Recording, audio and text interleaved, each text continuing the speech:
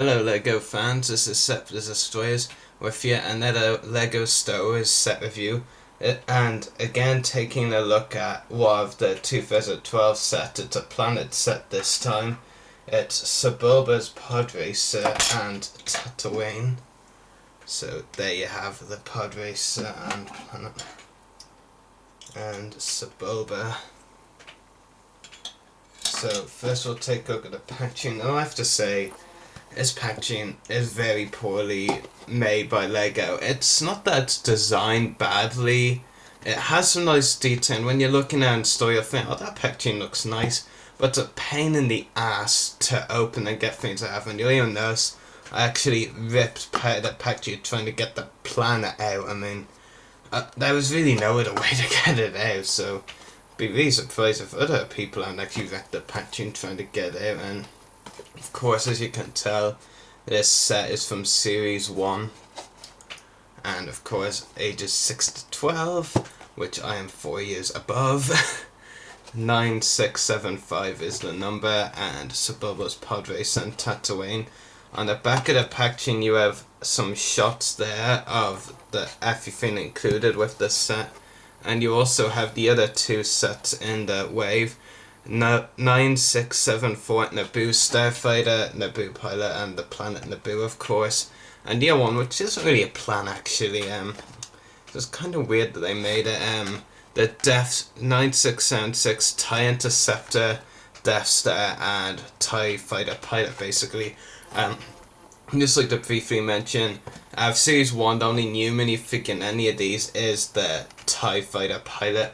But he's only new in the fact that there's the new Stormtrooper head that you actually would have seen in my last review of the Endor Battle Pack. They have the same heads that the Scout Trooper and Stormtrooper had. So, just get the littlest thing over first, which is the instruction booklet. The very first page just shows you how to do Sebulba, basically. There's not really much in the instruction book, has to be said. I mean, here you get the finished mini model of Sebulba's Podracer. On the back of the packaging, you have half a page of the minifigures, most of the minifigures from this year, only new ones I think actually. And on here you have some of the other sets, not planet sets actually, just regular sets. You have the X-Wing Fighter, TIE Fighter, both of which we will not be reviewing. Geonosian Cannon, which we have reviewed. Droid Escape, I'm still undecided on whether or not to get that set. I probably won't though. And the two battle packs, both of which we've reviewed. In fact, we reviewed the Endor battle pack only yesterday, so yeah.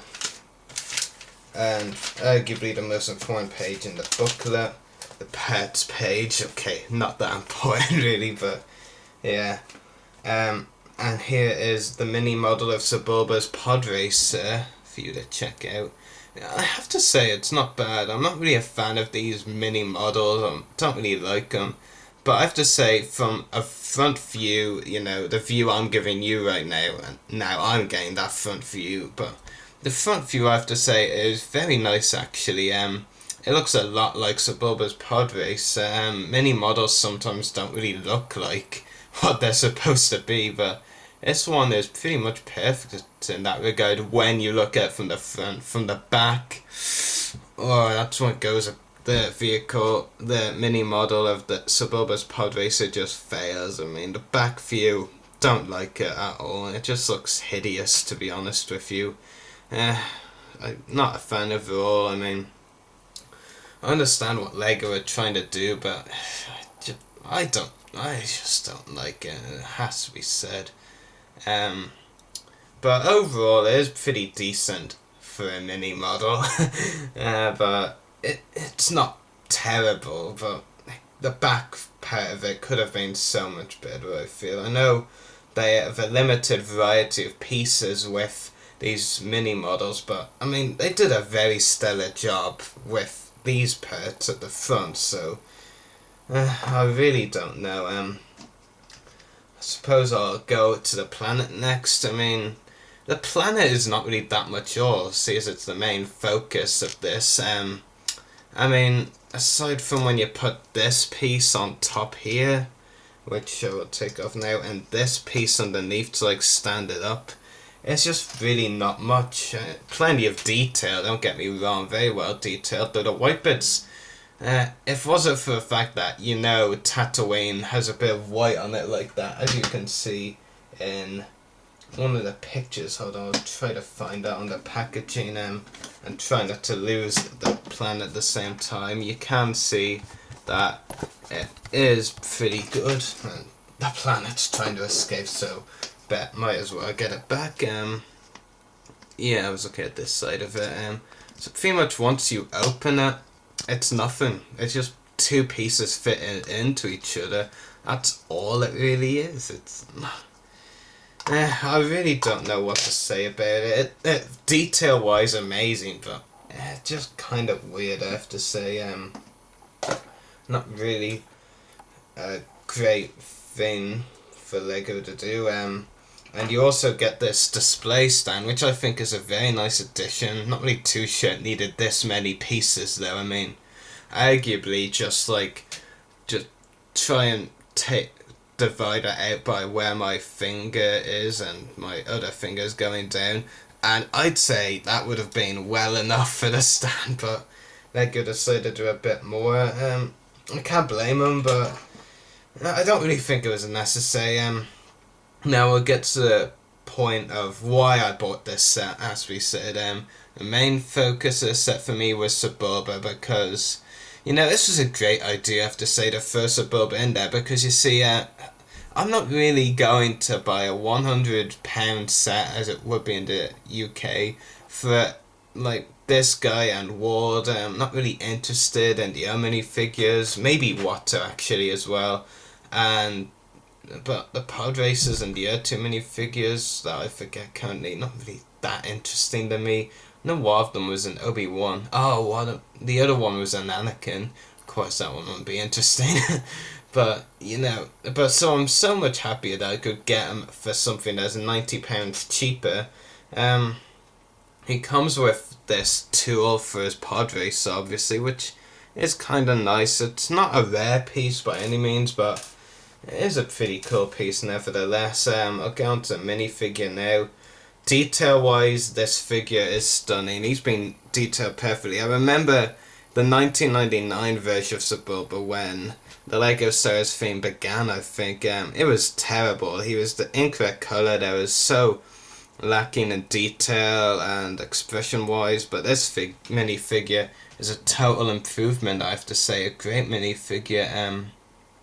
Really like the purple on his head and body. One disappointment I have with this minifigure though is you can't really remove the head, like, you know, you can take off a Lego head with minifigures. I'm kind of disappointed I didn't do that with this minifigure, but I guess in terms of sculpting and making it look even more detailed, that is pretty necessary, so I won't complain about that really. The leg pieces, I'll just show you it off. Nicely detailed, easy to get on, so no complaints there. Very nice.